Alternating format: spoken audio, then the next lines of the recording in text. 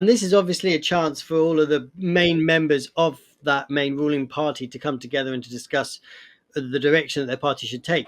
So conspicuous in her absence was the former president Taiwan. Why do you think she may have missed this big meeting?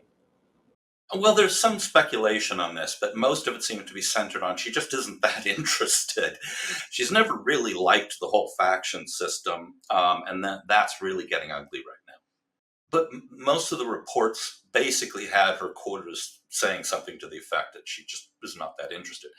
Now, keep in mind that basically, since Lai has completely thrown out her formula, and now they're back to open warfare within the party, she is not part of any faction. And she's not in charge of the party. So there's not really a whole lot she could have done anyway, even if she was there. I suspect that she thought, kind of what's the point? Could you tell us a bit about what other kind of factions or areas of the party there are, and how we might see that creating a problem for the party going forward? Well, since the beginning of the DPP, there have been factions within the party as it came together from different groups of people when they founded the party.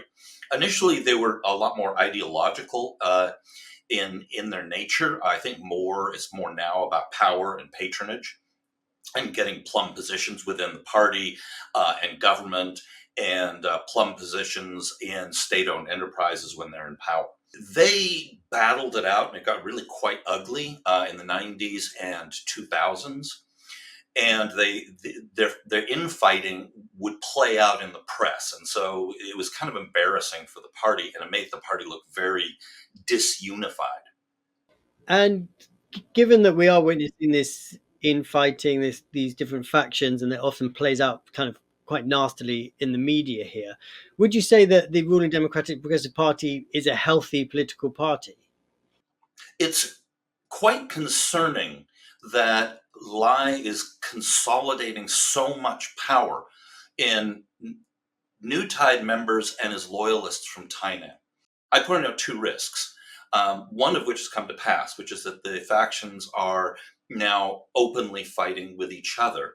But this over consolidation of power within his loyalists, his clique, and New Tide and his allies, the concerning part about this is that it's so incestuous, a relationship between these people.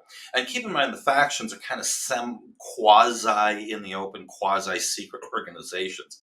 And so what's concerning is it opens up a lot more potential for systemic corruption.